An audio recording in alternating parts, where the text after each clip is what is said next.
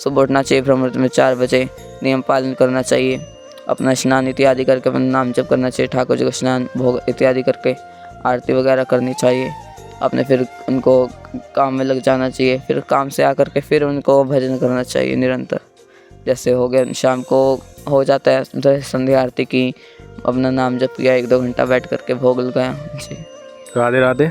आज हम आए ऐसे संत के पास जो कि बाल अवस्था में संत बन बैठे, जो खेलने कूदने की उम्र में भी, और आज के बच्चे स्कूल भी रो रो के जाते हैं, वो आज ऐसी उम्र में संत बन बैठे। आओ आपको इन संतों के दर्शन कराएंगे, आगे चलते हैं। आइए, जो मंदिर के मार्ग में हमें छोटे से संत मिले और उनका हम आप सबको दर्शन कराना चाहते हैं। आइए।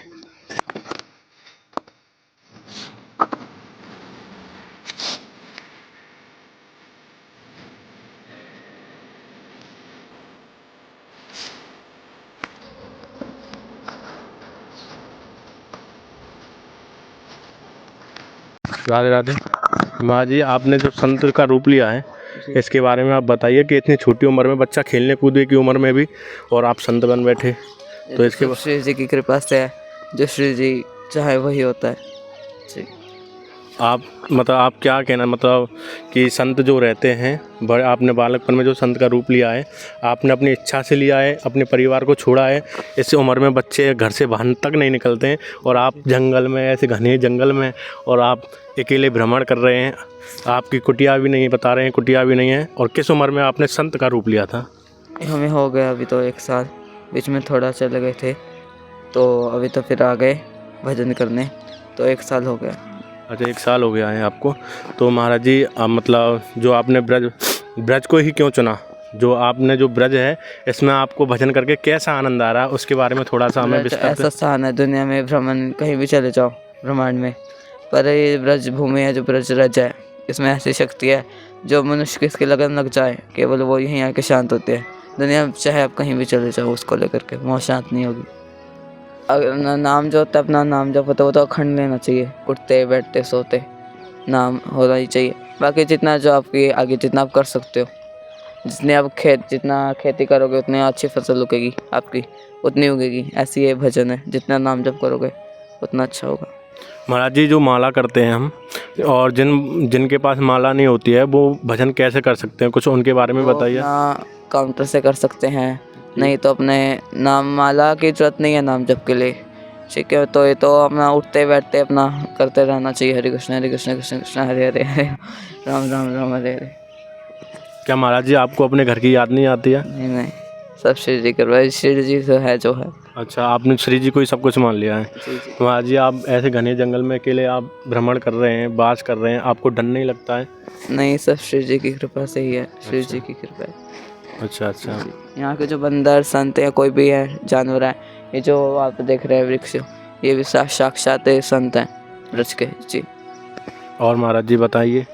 बस सब श्री के अंदर मैं तो ये इन बेरोजगार देना चाहूँगा कि निरंतर नाम जप करते रहिए, जो है भजन ही है मात्र, केवल चाहे इस जन्म में समझो चाहे 7 जन्म में समझो, है तो केवल भजन, जिससे हम भगवत प्राप्ति कर सकते हैं जी। और महाराज बस सभी है कि निरंतर भजन करते रहिए, नाम जप करते रहिए। अच्छा अच्छा। तो महाराज जी का उपदेश यही है कि जितना आप भजन करोगे उतना ही सफल होगे। मतलब भक्ति में वो शक्ति है कि कुछ भी कर सकते हैं जी महाराज जी। और आपने जो राधा रानी की कभी दर्शन, मतलब कभी ऐसा लगा है आपको राधा रानी के जैसे आप भक्ति में आए कि कभी राधा रानी की घुंघरुओं की आवाज़ सुनी हो, पायलों की आवाज़ सुनी? अनुभव तो है, पर यह है कि किसको बताना नहीं चाहिए। जो थोड़ा सा विस्तार में आप फिर भी थोड़ा सा इन्हें बताइए कि क्या है राधा नाम में, जो ये बोलते हैं ना साधु के राधा नाम में क्या है, जो मतलब पागल हो गए हैं। भगवान उन्हीं को बुलाते हैं जिनके अंदर आत्मविश्वास होता है। जब आप आए तो राधा रानी के बारे में थोड़ा सा आप बता दीजिए, इतनी दूर से आप संत रूप में पहली बार तो अपने मुखारबिंद से कुछ राधा रानी का कर ही नहीं सकते, उनके वर्णन ऐसे। ब्रज में आए हो तो थोड़ा सा राधा रानी के बारे में क्या आपने कभी सुना है, राधा रानी को रिझाया है, ऐसे थोड़ा सा बता दीजिए इस बारे में। हाँ, कि हमने एक बार उधर पायल की आवाज़ सुनी है श्री जी की। अच्छा, आपने महसूस किया है सब? जी, अनुभव हुआ है श्री जी का। अच्छा जी। तो महाराज जी, आप वृंदावन भी गए हैं? जी, हम कुछ टाइम वृंदावन रहे हैं, उधर यमुना किनारे वृंदावन रहे थे कुछ टाइम, वो कैंपिंग टेंट लगा करके जी। अच्छा अच्छा। जब महाराज जी आप पहले आए थे तो मतलब कैसे आए थे यहाँ तक, आपका सफ़र हम कैसा पहले रहा? मान मंदिर रुके थे, तो फिर थोड़ा वृंदावन रुके, फिर बरसाना श्री जी के पास यहीं वास कर रहे हैं। तो महाराज जी आपकी कुटिया कहाँ पर है, थोड़ा सा हमें बताएं। कुटी मतलब अभी तो कैसी कुटिया है आपकी, और कैसे कुटिया है भी है कि वैसे ही जंगल में ऐसे ही भ्रमण कर रहे हैं आप? अभी तो जब मन होता है हम तो वहीं भ्रमण करते हैं। तो बाकी श्री दिन चाह तो कुटिया कहीं व्यवस्था हो जाएगी, पर हमें एक जो है कुटिया वो होनी चाहिए एक परमानेंट। तो महाराज जी की कोई कुटिया नहीं है यहाँ पर, महाराज जी ऐसे ही जंगल में वास करते हैं, और ऐसे घने जंगल में यहाँ पे बंदरों का, सांप सकोरों का, ऐसे ही महाराज जी बता रहे हैं कि मतलब यहाँ जैसा मिलता है वहीं रह जाते हैं। और महाराज जी मधुकड़ी, तो महाराज जी आपका खाना पीना कैसा रहता है? मधुकरी मधुकड़ी कैसे घर घर जा, महाराज जी बता रहे हैं कि ब्रज में जो भी रोटियाँ हमें मिलती हैं तो हम उनका ही प्रसाद को मानकर उसको ही भगवान जी के। जो ब्रजवासी है उनसे प्रसादी मांग के पाना। मधुकरी का ये महत्व है कि मधुकरी जितना हम पाते उतना हमारा भजन बढ़ता है। अच्छा, मधुकड़ी मांग के महाराज जी अपना प्रसाद को, उसी को ठाकुर जी का भोग लगा के प्रसाद ग्रहण कर लेते हैं। अच्छा, और महाराज जी जैसे आप बहुत संतों को से आप मिले होंगे यहाँ पे, तो महाराज जी ये बताइए, आप गुरु, जैसे ब्रजवासी बोलते हैं कि गुरु का होना महत्व है कि नहीं, कि गुरु होना भी चाहिए कि नहीं होना चाहिए, ये उस गुरु के बारे में होना ही चाहिए, गुरु तो होना ही चाहिए। जैसे हमारे गुरुदेव हैं 108 श्री श्री प्राण कृष्णदास बाबा जी महाराज राधाकुंड, वो 109 साल के हैं जी। तो गुरु के मार्ग पर ही आप चल रहे हैं मतलब? जिस प्रकार यमुना को पार करने के लिए एक नाव की जरूरत है, इस प्रकार से जन्म मृत्यु भगवत प्राप्ति करने के लिए गुरु की आवश्यकता होती है। ऐसे बताया जाता है कि घर में से अगर एक बच्चा संत हो जाता है तो उसकी 7 पीढ़ियाँ तर जाती हैं। तो महाराज जी आपने तो अपने घर का पूरे मतलब 7 पीढ़ियों तक का ना, तो महाराज जी आप अपने घर में अकेले थे या और भी बहन भाई हैं? नहीं, हम अकेले ही हैं। देखिए महाराज जी अकेले थे, और ऐसे माता पिताओं को मैं नमन करूँगा दिल से, जिन्होंने ऐसे संत को जन्म दिया कि अपने घर बार को छोड़कर यहाँ पूजा पाठ कर रहे हैं और राधा रानी में ही रम गए हैं। तो मैं आपको यही कहना चाहता हूँ कि आज की दुनिया में महाराज जी, आज की दुनिया में कोई बच्चा ऐसे कलयुग में कोई भी अपना मतलब कुछ भी एक इतना सा भी टुकड़ा नहीं छोड़ सकता। वो आपने इतना परिवार छोड़ के आपने कैसे तब कर लिया इतना? ये तो देखो, जब जैसे बोलते हैं ना, वो शिव जी की कृपा से ही है जो है। जहाँ जहाँ संजोग होता है वहाँ जहाँ संजोग वहाँ वियोग, ऐसा बोला जाता है। तो ये तो शिव जी की कृपा है, तो शिव जी का उन्होंने अगर संत बनाना है तो बना करके रहेंगे वो। ऐसा कोई भी नहीं है दुनिया में जो रोक सके। जिसके जीवन में संत नहीं लिखा बना, तो ऐसा वो है ही नहीं जो संत बन सके, वो फिसल जाएगा बार बार जी।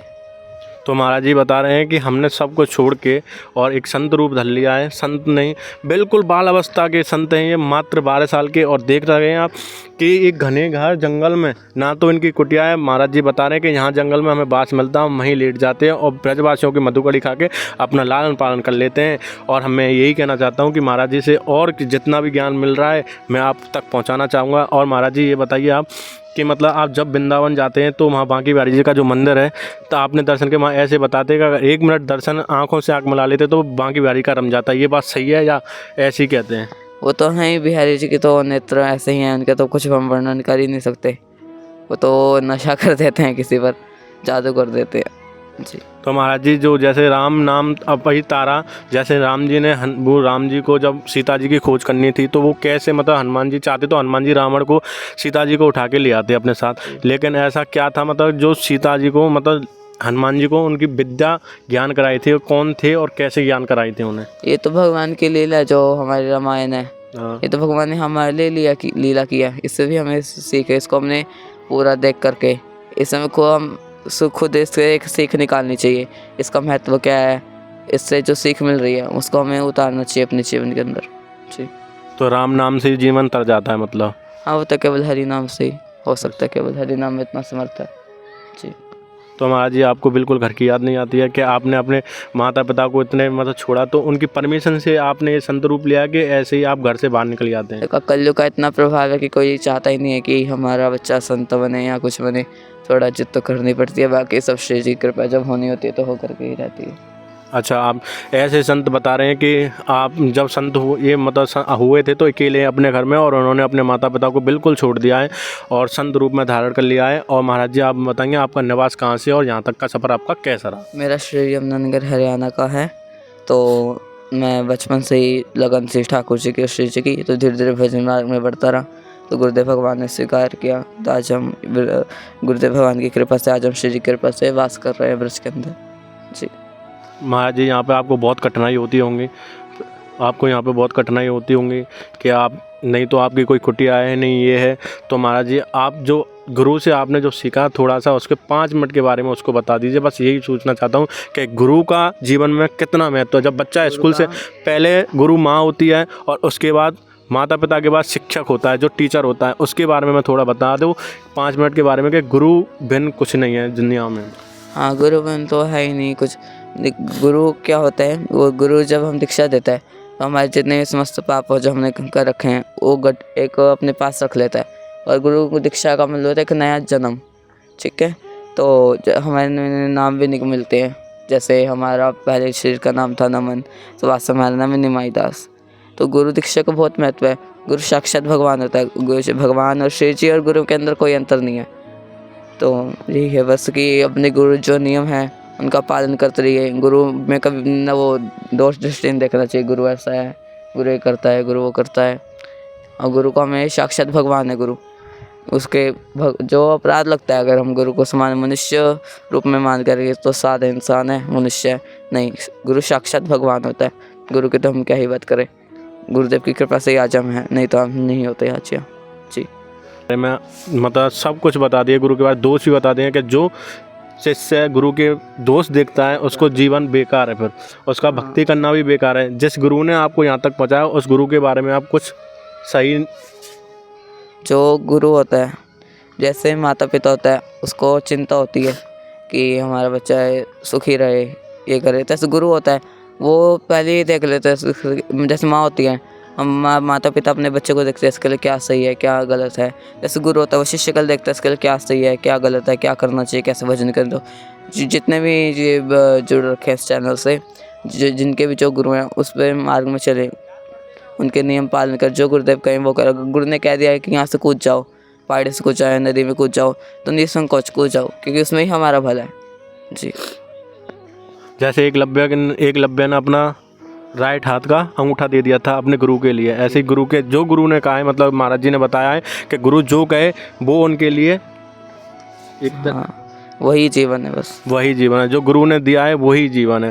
तो गुरु अब ये प्रभु जी नहीं तो अपने घर जाते हैं और नहीं इन्हें अपने माँ बाप की याद आती है, और मात्र 11-12 साल के ही हैं अभी, और हाँ 13-14 साल के ये बता रहे हैं अपने आप को। देखिए ऐसे संत जो कि स्कूल जाने में बच्चा, शुरू में जब बच्चा स्कूल जाता है ना तो बच्चा रोता है, अकेला भी नहीं रहता है, नहीं रिश्तेदारियों में रहता है। और ऐसे महाराज जी बता रहे हैं कि मैं इसी राधा नाम में रम गया हूँ, और राधा नाम में जो रम जाता है वो राधा का ही हो जाता है। और महाराज जी दिन रोज़ यहीं भ्रमण करते हैं और जंगलों में। आज हमें ठाकुर जी की कृपा से आप महाराज जी मिले तो हमें एक सबको दर्शन कराने थे कि ऐसे बाल संत भी हैं इस राधा रानी की नगरी में जो बिल्कुल किसी की ना तो इच्छा कर रहे हैं, ना खाने की ना पीने की, और राधा नाम को ही कर रहे। तो महाराज जी एक बात बताइए, आप यहाँ आप तक का सफ़र था, आपने बहुत अच्छा किया। जब आप ब्रजवासियों के घर में मधुकड़ी मांगने जाते हो तो बहुत तो मधुकड़ी प्यार से दे देते हैं, बहुत मधुकड़ी मांगने पर भी चिल्लाते डांटते हैं। ऐसा बिल्कुल भी नहीं है, ऐसा बिल्कुल भी नहीं है। सब बहुत प्यार से देते हैं बाबा, कभी कुछ बाबा अंदर आओ, ये वो। मधुकरी का नियम है कि हम अंदर नहीं जा सकते। जी महाराज जी ने बताया कि अभी तक मेरे साथ ऐसा नहीं हुआ है, क्योंकि महाराज जी सिर्फ खाने के लिए मांगते हैं, ना तो उन्हें किसी की लालसा है कि मुझे मिल जाए तो ठीक और ना मिले तो ठीक। जो श्री जी की कृपा से कोई आधी दे दे या एक रोटी दे दे, हम उसी को अपना प्रसाद मान लेते हैं। जी महाराज ऐसा ही है। जी जी। तो महाराज जी अब आप यहाँ से दर्शन करने जा रहे हैं, तो राधा रानी के हमें मिले थे, तो मार्ग में हमें ठाकुर जी की कृपा से ऐसे प्रभु के दर्शन हो में जो बाल संत हैं जिन्होंने अपने पूरे परिवार को छोड़ा है। तो महाराज जी आप ये बताइए कि आपको हमने कष्ट तो नहीं दिया? नहीं, थोड़ा वो केवल भजन में ऐसा है कि जैसे लोग जो देख रहे हैं, ठीक है, थोड़े भजन में बहाना न डाले, बस यही है। तो महाराज जी बताएं, जब भी उनकी परमिशन हो तभी ये सब चीज़ें संभव है, अगर नहीं तो आप उन्हें ज़बरदस्ती करेंगे तो उनका भजन में बाधा चाहिए, केवल भजन चाहिए, बस केवल। ठाकुर जी प्रभु जी बोल रहे हैं कि मैंने अपनी इच्छा से ये सब कुछ किया। महाराज जी हमने आपको कष्ट तो नहीं दिया यहाँ तक? नहीं, कोई कष्ट नहीं। महाराज जी जो पूजा हमें कैसे करनी चाहिए, तो पूजा के बारे में बताइए कि पूजा का सुबह से लेकर शाम तक का क्या नियम है? जैसे जो गृहस्थी लोग हैं जिन्होंने अपने घर में विग्रह रखे हैं, शिव विग्रह रखे हैं, उनको कम से कम 3 बार भोग लगाना चाहिए। उनका सुबह स्नान आदि जितना भी है भोग उनको जो भी सुबह कपाल भोग हो गया अपना, उसके बाद श्रृंगार आरती के बाद अब उनको श्रृंगार आरती करनी चाहिए। उनका रोज़ स्नान करा के श्रृंगार करना चाहिए, उनकी मंगल आरती करनी चाहिए, संध्या आरती करनी चाहिए। मतलब नित्य उनकी सेवा करनी ही करनी चाहिए। कम से कम जो नहीं कर पाते, ठीक है, कम से कम वो 3 बार भोग लगाने, सुबह उनको स्नान वगैरह लगा के वस्त्र चेंज कर करके उन्हें श्रृंगार आरती करते जी। जो तुलसी माला धारण कर सकते हैं महाराज जी, उन्हें क्या क्या नहीं खाना चाहिए? उन्हें गलत आचरण से बहुत दूर रहना चाहिए। क्योंकि ये है कि आप कंठी और तिलक लगाओगे, फिर आप कल को कहीं गलत आचरण करोगे तो इसकी बदनामी होगी कंठी तिलक की। वो लोग कंठी तिलक लगा कैसे आचरण कर रहा है, तो इससे कंठी तिलक हमें कंठी तो धारण करनी चाहिए। बाकी है कि गलत संग से दूर रहना चाहिए, गलत आदत से दूर रहना चाहिए। बाकी थोड़ा इसमें प्यार लहसुन का है, उसको पालन करना चाहिए जी, बस यही है। महाराज जी ने बताया कि अगर आपने कंठी धारण कर ली है तो ऐसी सब चीज़ों से बचना चाहिए जो तुलसी और तिलक को बदनाम करें। जी महाराज जी, तो महाराज जी जैसे आपने बताया कि पूजा पाठ करें, जिनके घर में गोपाल जी हैं उनको नित्य मतलब कितनी देर भजन करना चाहिए बैठ के उनके सामने, और कितनी देर तक क्या करना चाहिए? जितना देर उनके समर्थ हो। जैसे गृहस्थी लोग हैं, काम पे नहीं आ जा सकते, वो सुबह मुहूर्त में उठे 4-5 बजे रह के भजन करें, वहीं श्री ठाकुर जी के सामने बैठ के अपना नाम जप करें, आके फिर नाम जप करें जब भी आते हैं कॉलेज स्कूल काम से। फिर कम से कम 2 घंटा शाम को करें, लेकिन 2 घंटा सुबह हो सकता है। अगर हम 4 बजे अगर 9 बजे भी जाना है तो कम से कम 4 से हम 7 रह करके भजन कर सकते हैं। उसके बाद हम अपने घर के जो इत्यादि काम है वो सब कर सकते हैं जी।